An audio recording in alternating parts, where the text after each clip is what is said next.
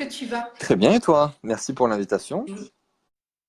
Mais merci à toi d'avoir accepté. C'est vraiment un très, très, très, très grand plaisir pour moi de t'avoir Plaisir partagé. aujourd'hui. Je sais que tu me suis Ah, depuis, c'est gentil. depuis longtemps, donc Ben, depuis tes débuts en infoprenariat, on va dire, mais ça fait longtemps c'est, ça. Ça fait 3 ans au moins. ben, mine de rien, oui, le temps passe vite. Le temps passe vite. Oh, tiens, il y a des gens qui te font coucou. Coucou Salut. Thierry. Salut Thierry. Eh ben, déjà, moi, je suis vraiment, vraiment super heureuse d'être avec toi. C'est pas pour te passer de la pommade, mais vraiment, je te le dis comme je le pense. Tu es quelqu'un que j'admire énormément et Mais qui merci beaucoup. m'inspire beaucoup, beaucoup. Et je pense que tout le monde a gagné à te connaître. Bah, ça me fait super plaisir, c'est gentil. Si je peux t'aider ou si je peux diffuser ma vision de la chose, c'est tant mieux. Ouais, ouais, mais c'est exactement pour ça qu'on est là, parce que je pense qu'on a vraiment, nous, un rôle à jouer pour changer justement la vision des choses et Clairement. ce qu'il y a dans la tête des gens, parce qu'il y a plein de choses qui vont pas et les gens, ils s'en rendent pas forcément compte. Donc nous, on est vraiment là pour ouvrir le passage et pour éclairer de Hmm. certaines choses pour que, moi j'ai envie de dire, en rendre l'argent normal et faire que la richesse soit accessible au plus grand nombre, tu vois. Eh bien, clairement, chacun a sa vision différente, mais bon, après, on a une mission peut-être commune. On va voir ce qu'on peut apporter aujourd'hui. Bah oui. Et ben Thierry, tu me demandes, moi c'est Dominique. Je vais me présenter aussi parce que je ne me suis pas encore présentée. Voilà. Moi c'est Dominique. Je suis money coach et j'accompagne les femmes entrepreneurs, porteuses de projets à se libérer des contraintes financières et à devenir libres et heureuses avec l'argent, tout simplement. Et ensemble, en fait, on se focus sur l'action pour pouvoir avoir des résultats et on le fait dans la bienveillance, le fun et la sororité. C'est pas mal ça comme présentation, j'aime bien. Et bah, écoute, je te remercie. Et toi, est-ce que tu peux te présenter, François?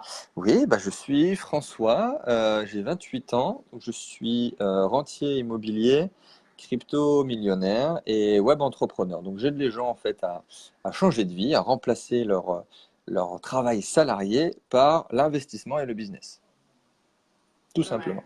c'est génial. Ah oui, tout simplement, mais en même temps, c'est génial, quoi.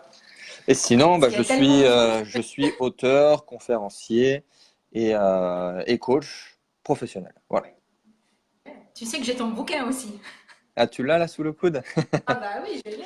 Il va Ah être bah oui. réédité, il va être réédité là dans 2 semaines, avec une diffusion Ouais, j'espère. massive, un nouveau titre, une nouvelle couverture, ça va être sympa.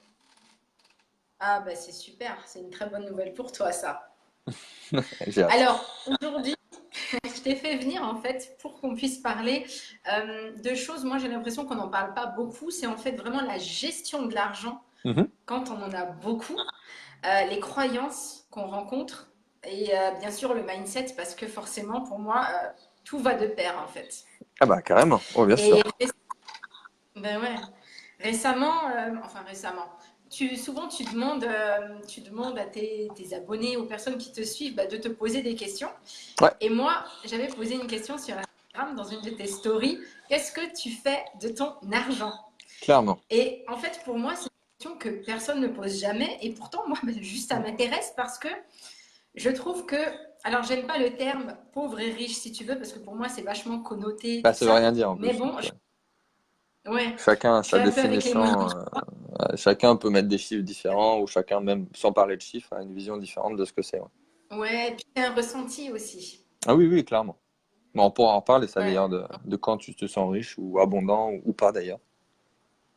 Alors, exactement. Donc, je dis un peu en bas de l'échelle, en haut de l'échelle. On va dire ça comme ça. ok, pourquoi pas. Et, et puis c'est vrai que moi je trouve que quand on est en bas de l'échelle, il y a une trop grande différence qui se Hmm. crée avec les gens qui sont en haut parce que du coup, on ne peut pas comprendre. Il y a des chiffres Hmm. qui sont là et les gens ne sont pas câblés pour ça, tu vois. Et on ne comprend juste pas. Mais s'il y a quelque chose qu'on ne comprend pas, on ne peut pas aller vers ça, Ah, bah c'est la tu vois. première étape. Si déjà t'es pas conscient, c'est sûr que tu peux même pas le matérialiser, ça c'est sûr. Exactement. Donc là, j'ai vraiment envie qu'on décortique, mais tranquillement, bah, toi, tout simplement, comment tu vis ton argent, comment tu le Hmm. gères, etc. Bah, déjà, Tu vois. Par exemple, est-ce que tu as une définition, toi, de être riche, enfin, la richesse ou en haut de l'échelle? Est-ce que tu as un chiffre bien particulier ou une situation particulière? Bah, écoute, moi, si je me base sur les faits ou les statistiques, si tu veux, je sais pas, genre 10 000 euros, tu as beaucoup d'argent en France, quoi, tu vois, Oui, oui, par rapport à la moyenne des gens, oui. Puis c'est sûr qu'il y a en tu plus il y a vois. cette relation de où tu es sur la planète, ça c'est sûr. Après, tu as Ouais. les Et pourtant, statistiques. 10 000 euros, Ah bah c'est pas ça beaucoup. dépend encore une fois. La définition de la richesse pour moi, ça va être, en fait, c'est Ouais, tout simple. Ça peut être même la définition de la liberté financière, c'est quand tu as plus d'argent en passif, en récurrent, que ce que tu as besoin pour ouais, vivre. Donc certains, même avec juste 2000, ouais, 2500 euros, ils vivent très largement et ils seront beaucoup plus libres que quelqu'un qui doit travailler 80 heures par semaine pour peut-être 8000 euros, mais que s'il travaille plus, il a plus ses 8000 euros et il serait vraiment, vraiment, vraiment dans la mouise. Donc c'est deux situations complètement ouais. différentes et c'est pas fonction de chiffres en fait. Ah, mais complètement, Et c'est dans la tête. complètement. C'est dans la tête au niveau de Ouais. Et comme l'abondance, tu c'est dis, fondé. ouais, ouais, ça va être est-ce que tu es capable de ressentir si tu sais créer de la richesse et de la valeur massive, là tu es dans l'abondance. Alors que tu peux être Mm, millionnaire, tu peux toujours avoir des sensations de manque en étant millionnaire, ça faut le savoir aussi. ouais. Ouais, mais c'est pour ça que c'est important d'en parler. Bah, en fait, c'est simple, c'est aussi quelque chose que je dis souvent, c'est que le riche, si tu lui enlèves tout ce qu'il a, il va redevenir riche. Donc, et ça, c'est la vraie richesse, c'est-à-dire que l'argent vient tout seul. Si tu sais que tu peux apporter de la valeur massive, ça, c'est la vraie richesse, parce que tu seras jamais dans le manque. Et pendant longtemps, j'ai eu parfois une sensation de manque, mais le jour où j'ai compris en fait que même si demain mon compte redevenait à zéro, où je perdais tout, c'est pas grave parce que je sais comment faire des millions, je sais comment apporter de la valeur, et donc du coup, bah, je suis dans l'abondance tout le temps au final. Alors que le pauvre, si je puis dire, lui c'est l'inverse, c'est-à-dire qu'il pleure tout le temps. Alors, même s'il hérite, s'il gagne au loto, bah, il va à un moment donné, il va revenir à cet état-là. Parce qu'il n'est pas conscient et que même il Mm, sera dans le manque parce qu'il ne sait pas en fait, il a pas fait exprès de faire cet argent. Il l'a reçu. Donc il sera dans le manque, mm, obligatoirement, même s'il est milliardaire. ouais. Ouais, mais c'est vrai que cette notion de manque, ça vient énormément de la sécurité intérieure. Si tu te sens pas Ouais, en sécurité, toi, intérieurement, tout l'extérieur, tu pourras construire ce que tu veux, mais ce sera jamais OK pour toi. ouais, ouais. Bah après, il y a quand même une phase où tu peux vraiment sécuriser ta situation. C'est-à-dire qu'il y a le besoin Ouais, fondamental et premier, c'est le besoin de sécurité. Bon, après, tu as le besoin de contribution, ça c'est un autre stade, mais le besoin de sécurité, c'est le premier. Et c'est la phase numéro un. Les Américains, ils appellent ça secure the bag. C'est une fois que tu as sécurisé de bag, tu peux faire quelque chose d'autre. Et même généralement, tu gagnes plus d'argent une fois que tu es sécurisé parce que tu n'as plus de croyances, de limites et de peur. Et tu vas beaucoup plus loin en n'ayant pas besoin de l'argent. Mais c'est paradoxal au final. ouais. Donc toi, dis-moi, comment est-ce que tu répartis ton argent? Tu as un compte pro, un compte perso, comment ça se passe? Ton écosystème Oui, bien sûr. financier ressemble à quoi? Moi, j'ai plusieurs comptes perso et plusieurs comptes pro. Et beaucoup de Ouais. cartes bancaires. Et à l'étranger et en France. Donc OK. oui, mais après, c'est fondamental. Après, il y a même des questions techniques, parce que les comptes pro, il faut savoir qu'il y a des cartes qui sont bloquées à un certain plafond. Et si tu fais des grosses dépenses à un moment donné, par Ouais. exemple, bah là, je suis en plein dedans, quand j'organise un séminaire, un gros séminaire annuel, bah, ça coûte beaucoup d'argent et tu es limité généralement à 20 000 euros dans le mois. Et si tu dépenses plus, bah, il faut au moins que tu aies une deuxième, une troisième banque derrière. Donc, bah, ça, c'est important. Bon, ça peut Ouais. ne pas toucher beaucoup de monde, mais déjà, de principe, avoir plusieurs leviers. On ne peut pas savoir ce qui se passe si tu as le moindre problème. Ou même une banque, on prend le pire des scénarios, qui se casse la gueule comme c'est déjà arrivé aux États-Unis, bah, tu es bien content d'en avoir une autre. Mm. Voire même dans un autre pays, dans une autre devise. Donc là, tu es vraiment sécurisé. Et c'est la base de la base. Parce qu'on parle d'argent fiduciaire avant même parler d'investissement ou de crypto-monnaie ou d'actions en bourse ou d'obligations. Là, on parle d'argent fiduciaire et c'est bien de se sécuriser comme ça et d'avoir le choix. Déjà, ça, c'est la base. Ouais. Non, mais c'est ça que j'apprécie avec toi, c'est que vraiment tu vas toujours au fond des choses et puis tu es très technique. Et tu vois, il n'y a pas de oh, c'est bien d'avoir beaucoup d'argent, etc., etc. Toi, tu es vraiment, tu es carré, c'est Et bien. ça, c'est c'est Tu mon vois, on côté sait où on va ingénieur, ça. avec toi. C'est mon côté matheux. Ouais, Après, et on peut même aller encore plus loin. C'est-à-dire que j'ai vécu aux États-Unis, mais avoir une carte en dollars, ouais, c'est aussi intéressant, même quand tu n'habites plus là-bas, de garder un compte en dollars, comme tu peux aussi avoir un compte en pound, en devise asiatique. Bon, là, c'est pas forcément une priorité pour les débutants, mais ultimement, pour vraiment sécuriser un patrimoine qui devient important, ça devient intéressant. Et du coup, aussi d'avoir des métaux précieux. Ouais, bon, ça, c'est pas du tout la priorité quand on commence, par contre. Il faut le souligner. ouais, ouais, ouais. D'abord, déjà, commencer par bien gérer son argent, commencer par faire croître son argent, et après, on fait tout ce que tu es en train de dire. Ouais, après, pour revenir vraiment aux Et bases, dis-moi, tu peux déjà mettre de côté, euh, si vraiment on veut faire les choses bien, ça, je donne le chiffre de 20%. Et ultimement, tu mets 20% ouais, systématiquement de tout ce que tu gagnes et tu vis en fait avec le reste. Toi, tu te poses même plus la question en fait. Ces 20% n'existent pas.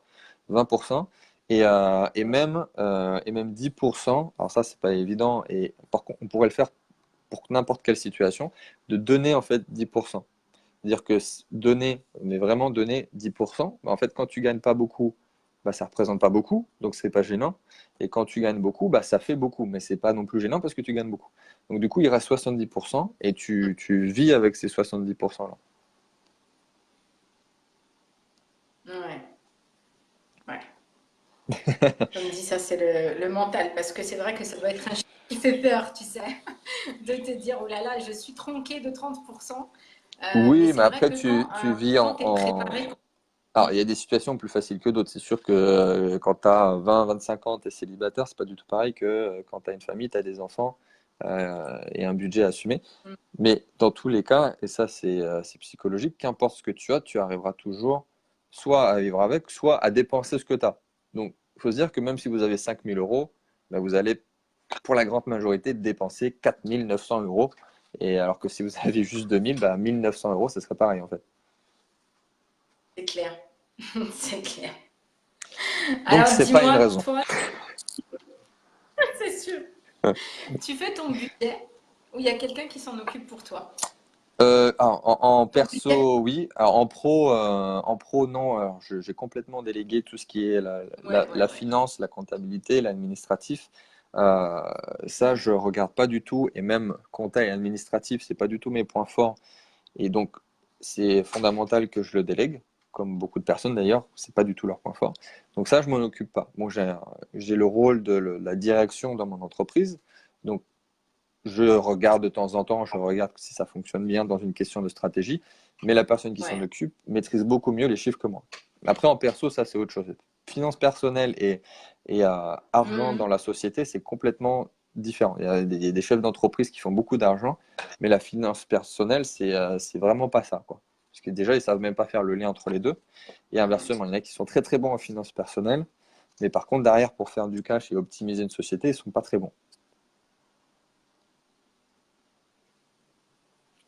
ouais.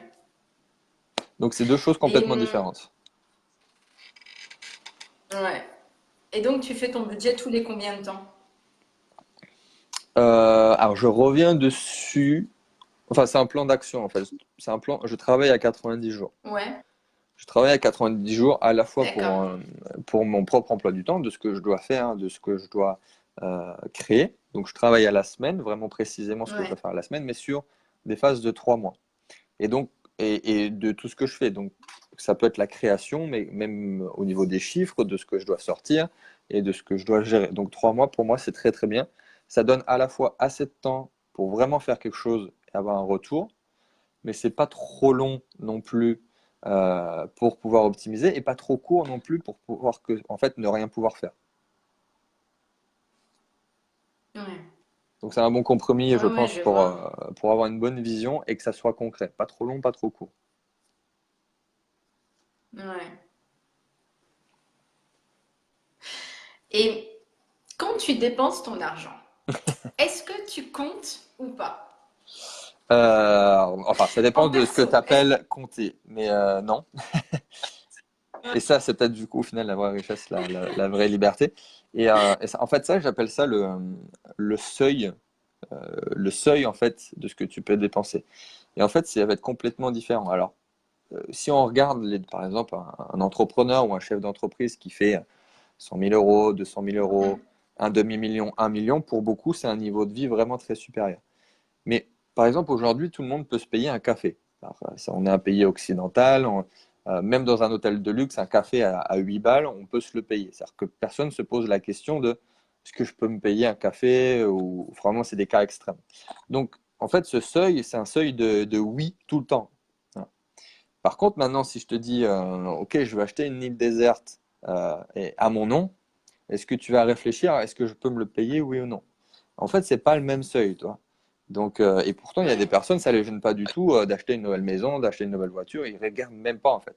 Ça va pas impacter leur budget. Donc, euh, imaginez qu'un milliardaire se pose la question de s'il va voyager en classe éco ou en première classe. Il se pose pas la question. C'est systématiquement première classe parce que lui, c'est pareil que le café. Ça changera rien à son budget. Donc en fait, c'est ça. C'est quel est ouais, ton seuil de à quel moment bah, c'est plus gênant pour moi et à quel moment je ne me pose même plus la question de ça va impacter mon budget. Donc, et la liberté, la richesse, c'est d'augmenter en fait son seuil pour avoir de plus en plus de choses, on ne se pose plus la question. Pour moi, ouais. c'est ça aussi. Ouais, c'est sûr qu'à un certain niveau, ça doit être intéressant quand même. Oui, oui, bah après on n'est pas là. Après bon, ça, on pourra en discuter des heures. C'est ma vision personnelle. Je suis pas en train de m'acheter des voitures de luxe à tour de bras.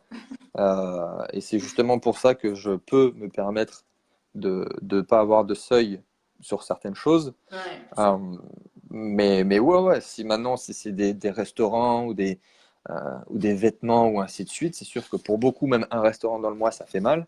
Mais en faire plusieurs par semaine sans même penser à que ça va impacter ton budget, c'est juste génial, quoi. ouais. C'est ça la liberté financière entre guillemets, quoi, finalement.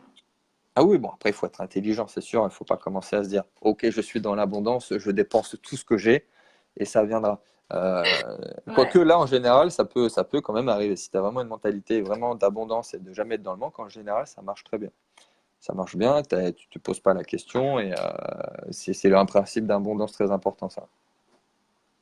ouais, puisque quelque part, tu attires l'argent en retour, donc exactement, ouais. Alors oui, même si tu veux aller Ok, plus loin sur la question de l'abondance, c'est quand pour toi, tu l'es. En fait, ça devient illimité. Et si c'est illimité, si tes ressources sont illimitées, du coup, tes finances sont illimitées. Et par exemple, j'ai souvent la question de pourquoi je reste en France, de pourquoi je ne vais pas dans un autre pays, ouvrir les comptes dans un autre pays. Mais il y a un principe d'abondance très important, c'est, par exemple, si je dis les impôts, les taxes, c'est trop cher. Ben là, en fait, je suis en train de dire à la vie, j'ai pas assez, j'ai une mentalité de manque, je suis pauvre. Ou, ou à chaque fois que quelque chose est cher, je suis en train de dire à la vie, bah, je suis pauvre. Ou si même encore pire, j'arnaque quelqu'un, je suis en train de lui dire, bah, j'ai pas assez, je suis en train de voler quelqu'un, je suis en manque. Donc, par contre, si je dis jamais ça, ou je suis pas en train de chercher d'aller dans un autre pays, bah, mes finances sont illimitées, me- donc tout est limité, donc je suis dans l'abondance, donc tout marche très bien pour moi. Et tout dépend de toi au final.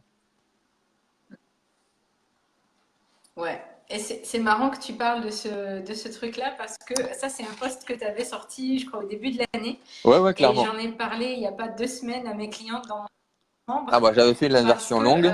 moi, je l'ai pris, ouais. Je l'ai pris en modèle parce que j'ai trouvé juste en fait génial ce mindset d'abondance-là. Et c'est vraiment quelque chose que je leur ai dit à mes clients, j'aurais dit, allez, faut qu'on s'imprime ça dans la tête, faut que Ouais. vraiment on le vive, on le ressente comme ça pour pouvoir l'incarner et puis vraiment pour pouvoir le manifester, quoi. Parce que, comme tu dis, si tu penses toujours que bah, tout est trop cher, la vie c'est difficile, etc., bah, tu auras les résultats qui vont avec, quoi. Ah bien sûr, bien sûr. Alors et surtout n'importe quoi, même si tu demandes un remboursement, je sais pas, pour un petit truc à la con. euh, Au pire, en fait, même tu vas perdre plus de temps que par rapport à ce que tu aurais pu faire avec ce temps. Enfin bref. Et même en demandant en fait le remboursement, tu es en train de dire bah ça va pas et t'es clairement pas dans l'abondance du coup. Ouais, ouais, ouais. Alors, je voulais savoir aussi, toi, tu es en couple. Comment ça Oui. se passe, la répartition entre vous deux? Est-ce que vous avez un compte joint ou un compte séparé? Ah, ça se passe très bien. Il faut savoir aussi qu'elle, c'est mon bras droit dans l'entreprise. Donc, c'est elle qui s'occupe de la finance, de la comptabilité, de l'administratif, de l'événementiel et une partie du SAV. Donc, c'est Ouais, vraiment mon bras droit dans l'entreprise. Bon, on a des employés aussi, mais elle a ces tâches-là. Parce que de base, en plus, j'ai eu la chance extrême qu'elle soit comptable. Donc, ça m'a rendu une épine du pied. C'est génial. Après, pour répondre vraiment à ta question aussi en perso, alors, on n'a pas de compte joint, on n'a pas de compte à deux. On a deux comptes complètement séparés. ok. Euh, mais on fait passer presque tout sur un seul compte, donc c'est quasiment la même chose. C'est-à-dire que par exemple, l'immobilier, tous les loyers de nos investissements immobiliers tombent sur un seul compte, mais du coup, par contre, quand on est déclaré, c'est la même chose, on fait passer sur ce compte. Bref, c'est quasiment la même chose, mais on a quand même deux comptes distincts. Et au niveau de l'entreprise, les Mhm. différents comptes professionnels, c'est elle qui le gère. Alors, on a chacun une carte bancaire. Comme on a dit tout à l'heure, si on Ouais, dépasse, on en a chacun une, donc c'est tant mieux. Et elle le gère très très bien, ouais. ça aussi. Ouais. Bah, c'est super, c'est super.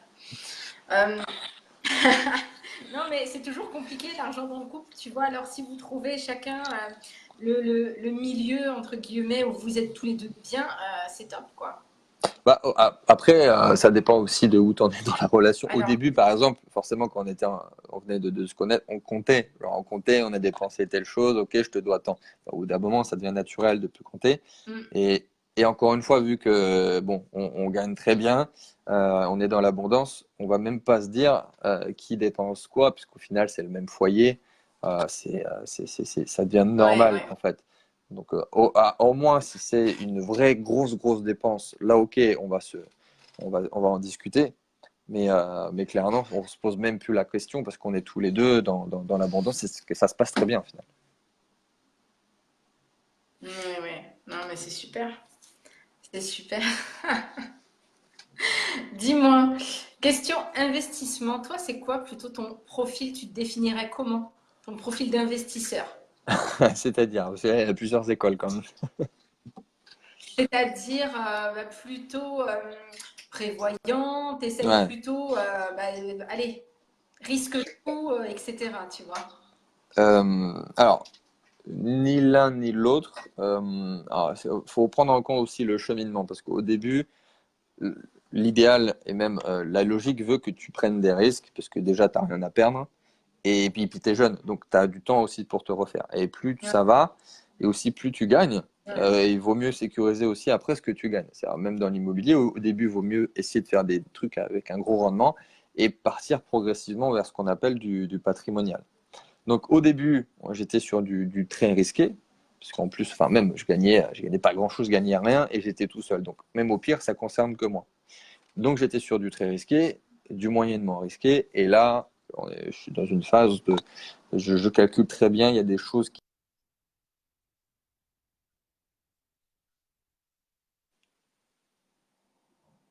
hmm. Tu m'entends? Est-ce que tu m'entends? On dirait que j'ai perdu la connexion. Es-tu toujours là? Mauvais temps, orage? Non? Wi-Fi qui passe pas? Est-ce que je laisse quelques instants pour voir qu'est-ce qui se passe? Oh, on était bien pourtant. C'est dommage ça. Alors on va laisser un petit peu de temps. Bon, moi ce que je trouve déjà génial, c'est que François, il est OK pour parler de ce genre de choses, donc ça c'est juste cool parce que j'ai l'impression qu'il y a vraiment une espèce d'opacité à ce sujet et c'est pas... ouais, il n'y a pas de transparence en fait. Donc, voilà, ça y est, t'es revenu Je suis revenu. de meubler. C'est bien, improvision totale. Ah mais écoute, hein, il faut. Donc je sais même plus ce qu'on Moi était en train de j'écoute. dire, mais vas-y. Moi c'est pas grave, moi non plus, t'as vu, on perd le film et peu importe, on retombe toujours sur nos pattes. Clairement. Euh, Moi j'ai une grande question en fait. Pour toi, c'est quoi les prérequis pour faire d'un investissement une source de revenus. Je m'explique. Il y a investissement, comme on le dit, pour avoir des intérêts, Ouais, etc., pour des choses qui sont risquées, mais pour avoir des sources de revenus récurrentes. ok, oui. Toi, pour toi, c'est quoi les meilleurs investissements qui peuvent t'apporter du revenu récurrent? Alors, c'est une bonne question. Il faut déjà vraiment fixer ses objectifs dès le départ, parce que si on n'a pas d'objectifs, Ouais, bah, déjà on a très peu de chances de les atteindre parce qu'on n'en a pas, donc on part dans ouais, tous les sens. Et en fonction de ce qu'on veut, on peut partir sur des choses plus ou moins différentes, mais il y a quand même des fondamentaux. Euh, L'immobilier, ça reste quand même quelque chose, n'importe quel investisseur va et doit passer par l'immobilier. C'est-à-dire que qu'il soit entrepreneur, investisseur sur le marché financier en bourse, au bout d'un moment, il y a l'immobilier qui vient sur le chemin de l'investisseur. Parce que c'est sécure, ça a été démontré qu'il n'y a jamais eu autant de création de millionnaires que grâce à l'immobilier et que dans tous les cas, c'est de la richesse long terme parce qu'on crée du patrimoine en plus de gagner sur le moment. J'ai juste une chose par rapport aux différents placements, investissements et ainsi de suite, c'est que tu dois gagner sur le moment. Sinon, ce n'est pas un investissement. Si tu es sur une vision comme ouais, beaucoup, sur même la très grande majorité de je vais investir sur l'immobilier, je vais investir du patrimoine, je vais gagner dans 20 ans, tu n'es pas un investisseur. Un investisseur, il ne gagne pas dans 20 ans. À la limite, tu crées un peu de richesse pour ta retraite, ok, mais tu n'es pas un investisseur. L'investisseur, il gagne de l'argent maintenant. Parce que sinon, en fait, c'est tout simple, c'est même mathématique. Tu ne peux pas croître, tu ne peux pas décupler. Parce que ça va être ce que tu gagnes et ce que tu gagnes en plus qui va te faire enrichir de plus en plus. Donc, un bien ouais, immobilier, et alors, ce n'était pas le cas au début, mais par exemple, aujourd'hui, je vise systématiquement à que je gagne 1000 euros de cash flow net par opération immobilière. Donc 1000 euros, ça peut paraître beaucoup pour certains des investisseurs novices en immobilier, mais ça veut dire que la différence entre les loyers encaissés et la mensualité à la banque, c'est 1000 euros dans ma poche, net, après impôt, mais véritablement dans ma poche. Donc on ouais. s'en fout de la rentabilité, on s'en fout du pourcentage. Ça aussi, on me dit, il fait combien de rentabilité ton bien? Mhm. On s'en fout. Vaut mieux avoir 3% de renta sur un château ou un immeuble que 30% de renta sur une place de parking. Donc clairement, c'est fondamentaux. Donc il y a des choses plus ou moins sûres et qui marchent. Et si vous retenir une seule chose, c'est qu'il faut être rentable de suite, parce que sinon on peut pas croître et décupler, tout simplement. Ouais. Ouais. Donc, à part l'immobilier, toi, tu vois quoi d'autre? Ah ben, il y a plusieurs leviers. C'est pas pour rien que ça peut marcher très bien et très vite si on fait les choses bien. Et comme tu l'as dit, c'est aussi comme ça que je me définis maintenant, que je suis 3 fois millionnaire sur 3 piliers différents.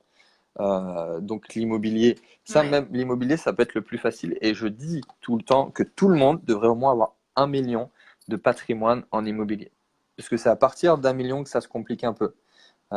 Puisque 1 million, ça représente 3, 4, 5 appartements.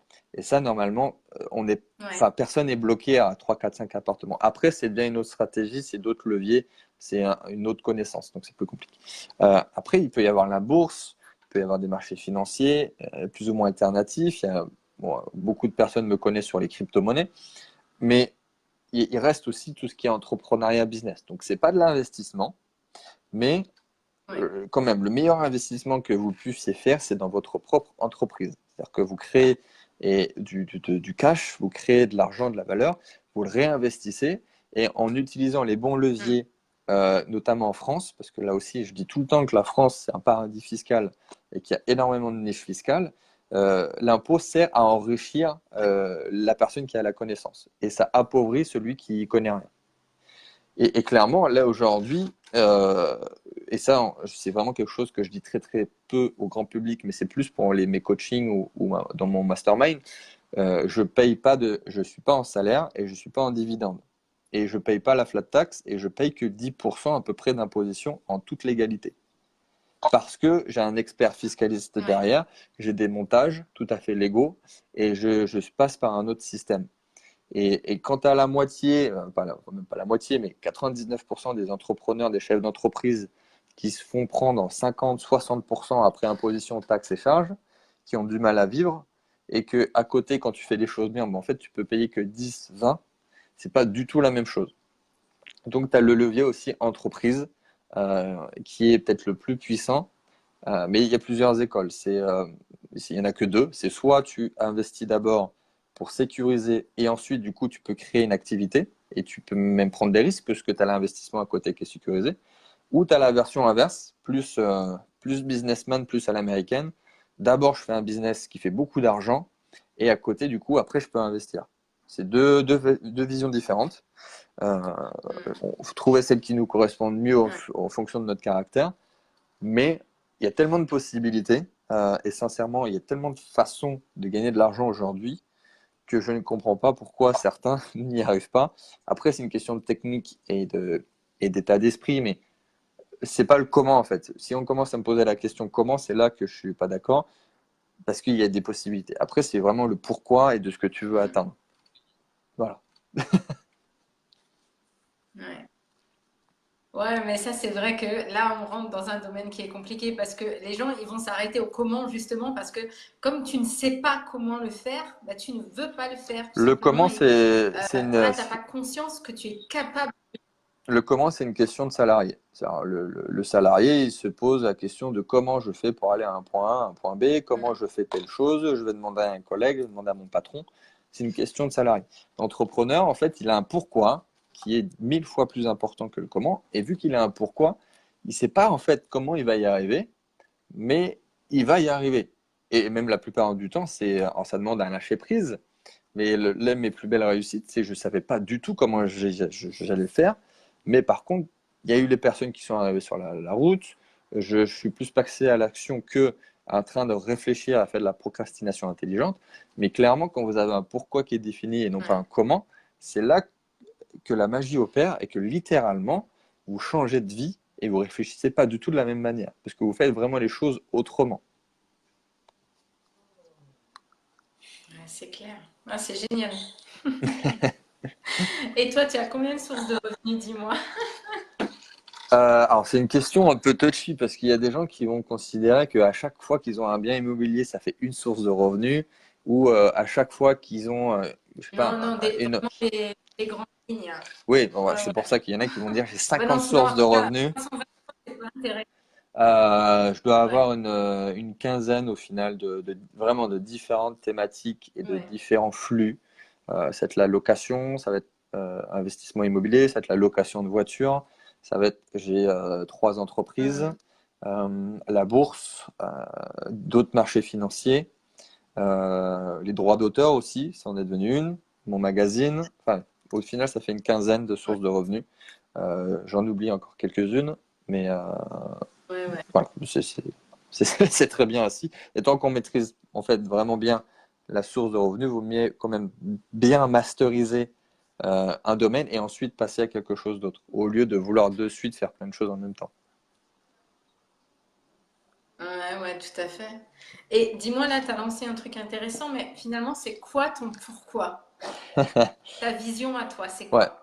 Euh, alors, c'est une question super intéressante et qui demanderait à être philosophée pendant des heures. Euh, on peut dire que j'en ai plusieurs. Alors déjà, la première, ça va être enfin, d'inspirer les gens à se créer eux-mêmes leur propre liberté. Donc ça, c'est un des points, un des premiers points même de mon projet en fait Ouais. d'infoprenariat.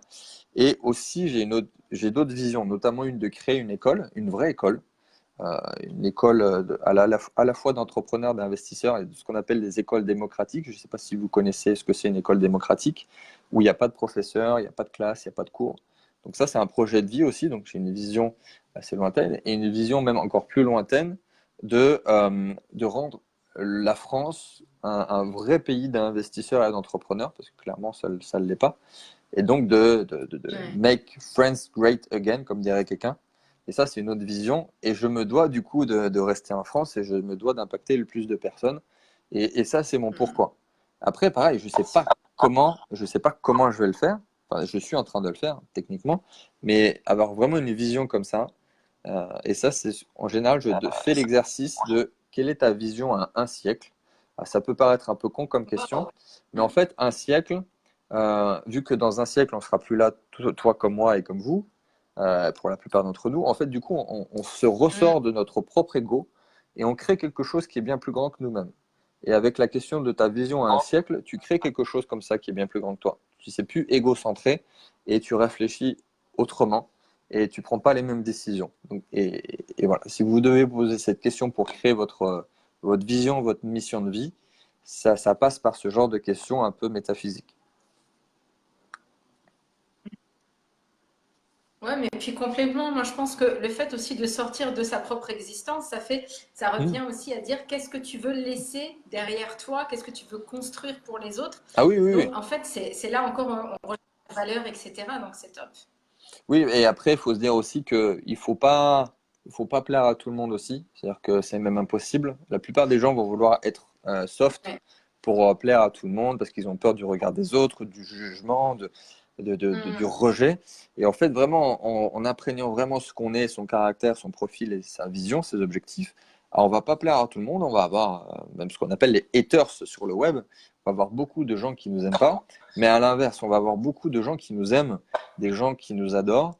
Et c'est sur ces gens-là qu'il faut concentrer son énergie. C'est comme ça qu'on construit les choses et qu'on les fait bien. Et ça se voit même pour n'importe Ouais. qui, alors même le président de la République, il y a des gens qui le haïssent, il y a des gens qui l'adorent. Mais ceci étant dit, si ça reste le président, c'est lui qui apporte, qui donne de la valeur, enfin, qui est censé impacter les gens. Ben, c'est un peu la même logique. Si vous voulez impacter les gens, il va falloir vraiment prendre votre position, avoir vraiment une vision précise et aller jusqu'au bout et pas plaire à tout le monde. Ouais, mais complètement. Complètement. Est-ce que toi, par exemple, pour ton argent, tu t'es fait coacher, mais vraiment spécifiquement pour l'argent? L'argent, ça reste un grand thème. Alors, l'argent en tant que tel, tout ce qui est croyance sur l'argent, non. Euh, J'en ai pas eu besoin. Enfin, j'ai été autodidacte sur le sujet. J'ai lu beaucoup de choses. Je suis allé voir des personnes. Enfin, indirectement, je suis allé voir du contenu. Donc, j'ai pas eu besoin. Par contre, tout ce qui est coaching, coach accompagnement, pour moi, c'est un aspect fondamental de l'évolution et de sa propre croissance. Donc, j'en ai tout le temps et toujours plusieurs. Mais sur tous les domaines. Enfin, j'ai un coach vocal, j'ai un coach sportif. Et du coup, j'ai eu des personnes des mentors qui m'ont aidé sur le business, qui m'ont aidé sur les investissements, qui sont pour la plupart d'ailleurs pas connus, inconnus au bataillon, mais qui ont voulu rester anonymes, mais qui sont millionnaires, milliardaires. Et donc oui, forcément sur le business, la création d'entreprise, comment, je sais pas, le marketing, la vente, l'investissement, comment on investit en immobilier très très bien, comment rapidement, comment emprunter sans fin à la banque, enfin vraiment, il faut être aidé parce que sinon on prend la slow line, ce qu'on appelle la slow line, on va très très doucement et on veut pas aller doucement, on veut aller rapide, on veut prendre la fast lane et on va aller vite et bien. Parce que Ouais. être millionnaire c'est bien, mais en 20 ans ça sert à rien et t'es plus vraiment millionnaire. Donc, par contre, on veut être millionnaire de suite maintenant en une année par exemple. Ouais. Ouais, carrément. J'ai une question pour toi. Dis-moi, est-ce que tu penses qu'il y a une différence, pardon, une différence entre la relation à l'argent des hommes et celle des femmes? Ah, c'est une bonne Tu penses question. qu'on vit l'argent différemment entre un homme et une femme? Oui, alors, ce serait plus sur l'entrepreneuriat, parce que je pense pas qu'il y ait de différence intrinsèque sur Ouais. l'argent pur, parce que ça reste un outil, ça reste une énergie. Par contre, sur l'entrepreneuriat, l'homme, alors je sais pas si vous connaissez les profils disques, les profils de couleur. L'homme a plus tendance à être un profil, ce qu'on appelle rouge, qui est tourné vers l'action. Genre le mec, il réfléchit après, quoi. Il passe à l'action et réfléchit après, même s'il y a des trucs qui se passent pas bien. Et du coup, l'homme a plus tendance à être entrepreneur, alors que la femme, elle, va être plus dans la réflexion et beaucoup Mhm. moins dans l'ego. D'ailleurs, ça a un avantage pour les femmes, parce que les hommes, si je commence à coacher certains hommes plus vieux que moi, des fois ils rentrent de suite dans l'ego, c'est pas facile, alors que les femmes sont beaucoup plus ouvertes. Mais par contre, du coup, les femmes sont plus des profils, on va dire, vertes, qui sont plus tournées vers les gens et qui ont tendance à plus réfléchir et être habituées en fait à être accompagnées. Donc, bizarrement, mon audience, c'est 90% de mecs quand même, mais sur tout ce qui est coaching individuel ou sur mes formations, des fois, j'ai une période où j'ai eu même plus de femmes en coaching Ouais. que d'hommes. Parce que les femmes sont beaucoup plus prêtes à être accompagnées, à être ouvertes d'esprit et sont beaucoup moins dans l'ego. Donc là, je pense qu'il y a une différence sur la vision de la vie et sur l'entrepreneuriat, et pas tant sur l'argent pur et dur. Moi, je pense Mhm. pas qu'il y ait de différence sur l'argent, en fait. D'accord. Bah, Ah, c'est c'est le retour intéressant comme d'expérience et point de vue. Moi, je Ouais. connaissais pas le truc des couleurs, mais ouais. Bah, il y a quatre grandes couleurs. C'est vraiment, Mais c'est ouais, ça soit me parle tu de es l'émo. introverti, extraverti, tourné vers les actions, vers les gens. Et ça donne quatre profils qui reviennent systématiquement. Et chacun a ses qualités et ses défauts d'ailleurs. Ouais, tout à fait. Je confirme. Et toi, dis-moi, à quel palier au niveau de l'argent tu as rencontré le plus de croyances limitantes? Ou vraiment tu t'es senti bloqué? Est-ce que c'était au début, au Ah bah c'est au milieu ou même début. aujourd'hui? C'est au début. Même au début, enfin, Ouais, quand tu es étudiant, que tu es encore dans ton école, enfin, vraiment un schéma très classique et traditionnel, et tu vois des gens qui gagnent 10 000 € par mois, tu es waouh, c'est trop bien, j'ai passé des années à faire ça. Et en fait, une fois que tu es dedans, tu regardes, tu fais ah, mais en fait, je suis un tout petit entrepreneur de pacotille, je suis un nobody, et 10 000 €, c'est pas grand-chose. Par contre, une fois que ouais, j'ai dépassé ouais, 100 000 € par mois, j'ai eu beaucoup plus de difficultés à passer de 0 à 10 que de 10 à 100 000 € par mois. Et pourtant, dans le chemin, je dépense beaucoup moins ouais, aujourd'hui et je suis beaucoup plus libre et heureux. Euh, Bah, c'est grâce au cheminement. Mais maintenant, même pour moi, c'est évident que je vais faire encore un fois 10. Alors, je sais encore une fois pas comment. Mais pour répondre vraiment à ta question, c'est au début où tu as beaucoup de croyances. Et même, bah, ça vient par la culture, l'éducation et la société. Mais quand tu as 20 piges et que tu vois les gens gagner 10 000, tu penses que c'est beaucoup. Et c'est beaucoup. Mais il faut relativiser. Si tu veux vraiment impacter et être dans l'abondance, c'est pas 10 000 € par mois aussi qui va changer la planète ou qui va changer la société, qui va changer les gens.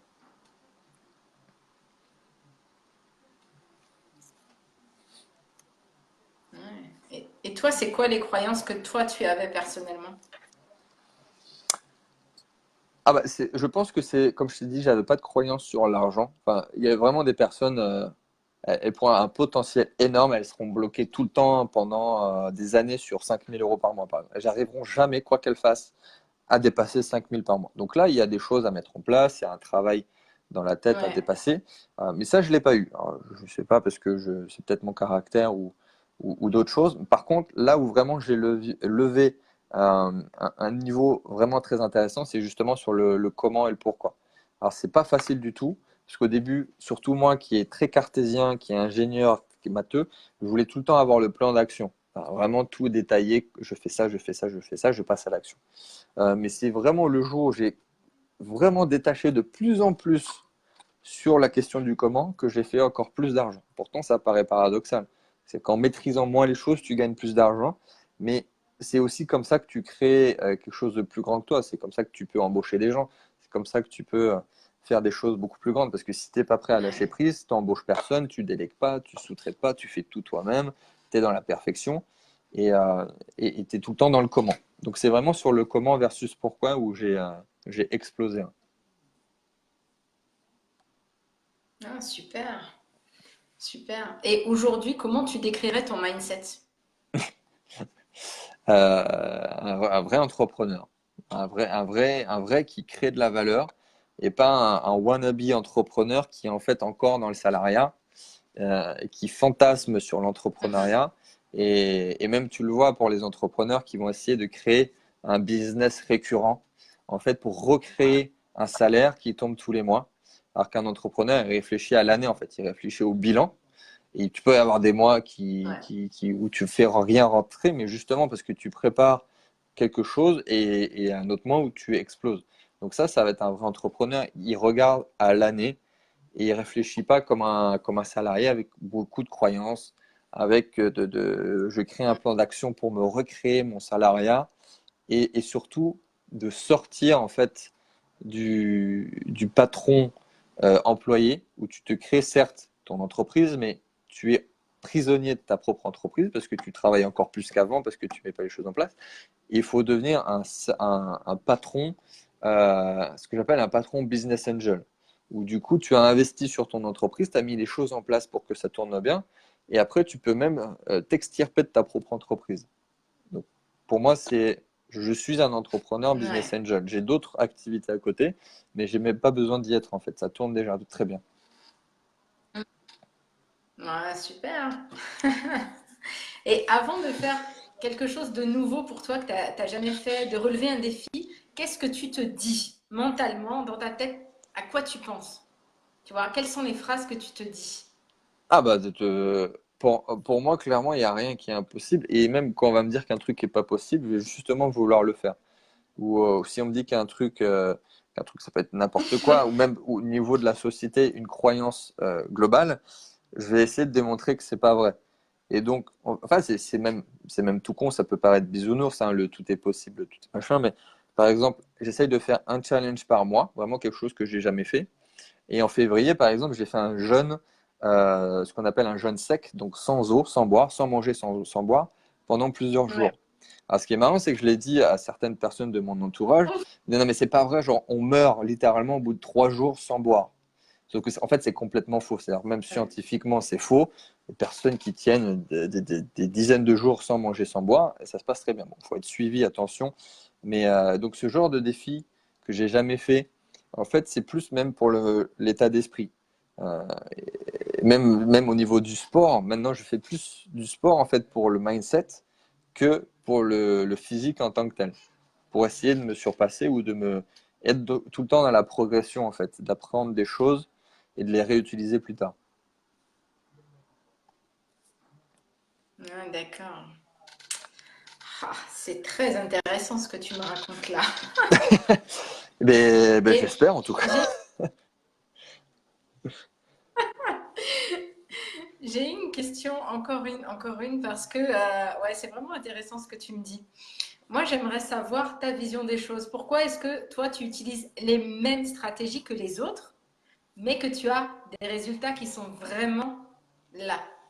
Est-ce que tu vois ce que je veux dire? Oui, oui. C'est-à-dire que dans Ouais. ton business, bah, tu fais la même chose que les autres, mais toi, tu as des vrais résultats. Ah bah, alors pour faire simple, ça sincèrement, c'est la théorie de la nature. Enfin, c'est le fonctionnement de la nature. C'est qu'il y a des choses qui sont mises en place et, et pourquoi à deux personnes on leur donne la même chose, on donne la même formation, on leur donne la même information. Il y en a un qui va rien faire et il y en a qui va exploser. Pourtant, c'était même, le même coach, la même formation. Comment ça s'explique? Ça ne s'explique pas par le coach, la formation. Ça s'appelle par l'état d'esprit ou la personne. C'est la sélection naturelle. C'est le principe de la nature. Et même en physique, ce qu'on appelle un système qui est à 50-50, à 49-51, c'est ce qu'on appelle un système extrêmement instable. Puisque de nature, la nature va tendre à un système 80-20, puis 95-5, puis 99-1, et tendre vers ce système qui est un système stable pour la nature. Et c'est valable pour tout. Et si on regarde vraiment, alors ça, ce genre de chiffre, c'est valable, on entend ça chez les riches. Genre, les riches deviennent de plus en plus riches, les pauvres de plus en plus pauvres. Mais en fait, c'est la nature qui vaut ça. C'est-à-dire que le principe d'égalité n'existe pas. C'est la nature, c'est prouvé scientifiquement. Et dans tous les systèmes biologiques, scientifiques, physiques, tout tend vers des systèmes comme ça extrêmes et qui sont stables. Donc, pour répondre à ta question, pour revenir sur du plus terre à terre, c'est pour ça qu'il y a des gens qui réussissent pas et qu'il y en a qui réussissent. Parce que c'est violent, hein, on pourrait appeler ça la sélection naturelle, mais quand on comprend ça, du coup, on comprend en fait que tout est dans la tête. Et c'est pour ça que quand les gens viennent me voir, ils pensent avoir 80% de technique et 20% de mindset. Au final, c'est tout le temps l'inverse qui se passe. C'est que je les coach sur 80% de ce qui se passe dans la tête et 20% de technique. Parce que la technique, c'est le comment. C'est pas comme ça qu'on fait qu'on réussit. C'est ce qui se passe dans la tête. Et c'est pour ça qu'au final, il y en a qui réussissent et il y en a qui réussissent peu. Ouais. Non, mais je suis tout à fait d'accord avec toi.